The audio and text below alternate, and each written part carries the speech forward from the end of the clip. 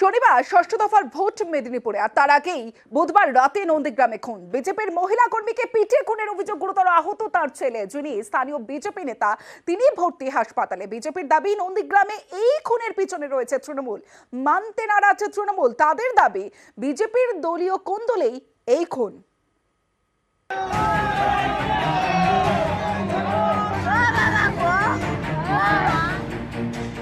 নন্দীগ্রামে অশান্তির আগুন, গাছের গুড়ি ফেলে বিক্ষোভ।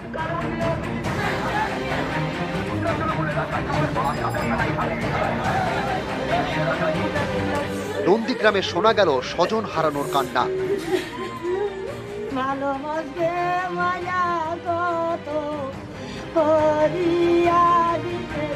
ভোটের মুখে নন্দীগ্রাম গরম। এই অশান্তির সূত্রপাত বুধবার গভীর রাতে। নন্দীগ্রামের সোনাচূড়ায় খুন হন বিজেপি কর্মী রথিবালা আড়ি। গুরুতর জখম তার ছেলে সহ আরো কয়েকজন।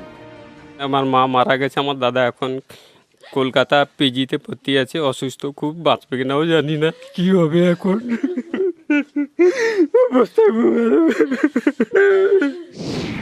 বিজেপির দাবি, বুধবার গভীর রাতে এলাকায় ঢুকে 40 থেকে 50 জনের বাইক বাহিনী বিজেপির কর্মী সমর্থকদের বাড়িতে চড়াও হয়।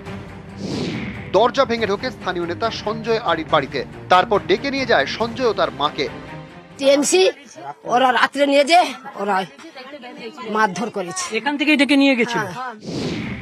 অভিযোগ, বাড়ির বেশ খানিকটা দূরে মনসা বাজারে নিয়ে গিয়ে বাঁশ লাঠি দিয়ে বেধড়ক পেটানো হয় সঞ্জয় আড়িকে। রেহাই পাননি তার মা বিজেপি কর্মী রথিবালা আড়িও। এই মারধরে তার মৃত্যু হয় বলে অভিযোগ। টিএমসির লোকরা, গুন্ডারা কখন এসেছিল? রাত্রি 1:30-2টার সময়। এখানে মিটিং হয়েছে কালকে। ওরা এরা সব প্লেন করিয়া এরা লোক লেইসা এত কিছু করেছে। পুলিশ দাঁড়িয়ে দাঁড়িয়ে দেখছে।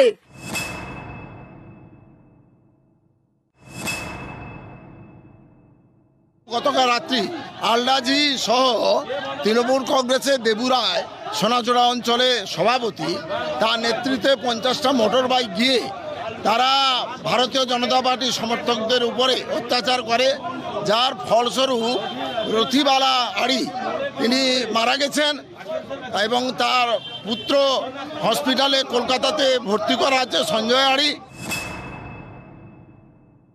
যে এলাকায় মনসাবাজারে ঘটনাটা ঘটেছে সেই সোনাচূড়া অঞ্চলে তৃণমূল কংগ্রেসের নেই, সেটা হচ্ছে বিজেপির অঞ্চল। সেখানে আমাদের পঞ্চায়েত মেম্বার কেউ নেই। আদি বিজেপি নিজে নব বিজেপি মারামারি করে নিজেদের মধ্যেই সৃষ্টি করেছে, আর তৃণমূল কংগ্রেসের ঘাড়ে বোঝাটা চাপাচ্ছে ভোট বৈতরণী পার হওয়ার জন্য।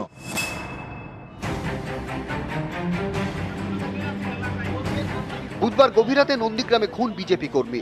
এরপরেই নন্দীগ্রাম গরম।